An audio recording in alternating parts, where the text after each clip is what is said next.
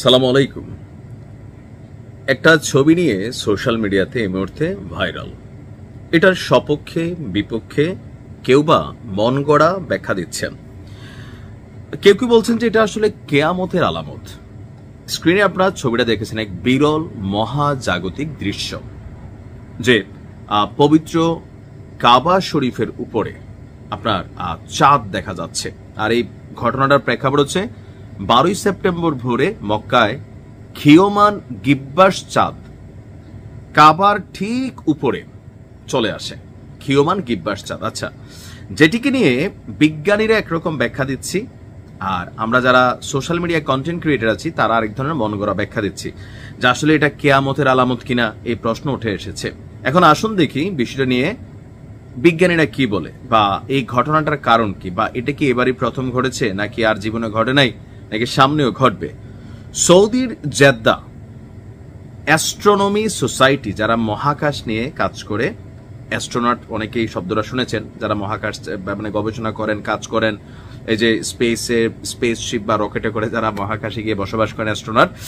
তো এই অ্যাস্ট্রোনমি সোসাইটির যিনি প্রধান মাজেদ আবু জাহরা, তিনি বলছেন যে এই দৃশ্য প্রমাণ করে যে চাঁদ সহ অন্যান্য মহাজাগতিক বস্তুর গতিপথ নির্ণয়ের জন্য করা যে গণনাগুলো আছে সেটা কতটা নিখুঁত। অর্থাৎ সারা বিশ্বের মুসলিমরা নামাজের দিক অর্থাৎ কিবলা আরো সঠিকভাবে নির্ধারণ করতে পারেন।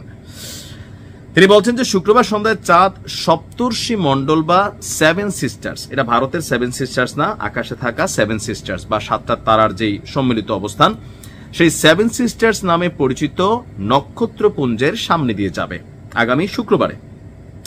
তখন এটি এক এক করে কিছু নক্ষত্রকে কিছু সময়ের জন্য ঢেকে দিবে। আর এই চমৎকার দৃশ্যটি সৌদি আরব সহ বিশ্বের অনেক জায়গা থেকে দেখা যাবে।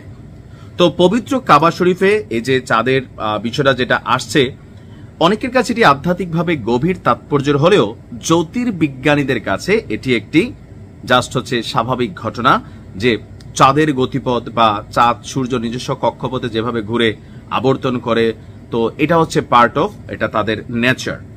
গাণিতিক মডেলের ভবিষ্যৎবাণীর সঙ্গে সরাসরি পর্যবেক্ষণ তুলনা করেছেন এবং বিভিন্ন কোণ উচ্চতা বিশ্লেষণ করে এখানে নানানভাবে বৈজ্ঞানিক ব্যাখ্যা বিশ্লেষণ তারা তৈরি করছেন। ঐতিহাসিকভাবে সূর্য, চাঁদ এবং নক্ষত্রের অবস্থান দেখে নামাজের সময় এবং কিবলা নির্ধারণের মতন বিষয়গুলো মুসলিম জ্যোতির্বিদ্যায় সবসময় গুরুত্বপূর্ণ ছিল। তো নামাজের যে কিবলা, এই চাঁদ যখন ঠিক আসছে, সেন্টারে আসছে, তখন ধরা হচ্ছে যে না, আমাদের যে কিবলা সেটা ঠিকই আছে। দেখেন, এটা নিয়ে নানান বক্তব্য থাকতেই পারে। তো গতকালকে চাঁদ আমরা যেখানে দেখেছি, বিশেষ করে ফটোগ্রাফির কারণে আপনার কাছে মনে হচ্ছে যে চাঁদ একদম নাইমা এশা ঠিক কাবা শরীফের উপরে চলে আসছে, বিষয়টা তা না। এই মুহূর্তে সোলার মুন, তারপরে কারুর কাছে মানে এক একটা শব্দ, যে চাঁদ পূর্ণাঙ্গ রূপে প্রকাশ পায় এই যে সময়কালটা, তবে শত শত বছর পরে অথবা কয়েক যুগ পরে, অর্ধযুগ পরে বিভিন্ন সময় চাঁদের বিভিন্ন আকৃতি তৈরি হয়, এবং কি পৃথিবীকে ঘূর্ণনের সময় কিছু কিছু জায়গায় বিরল কিছু দৃশ্য দেখা যায়।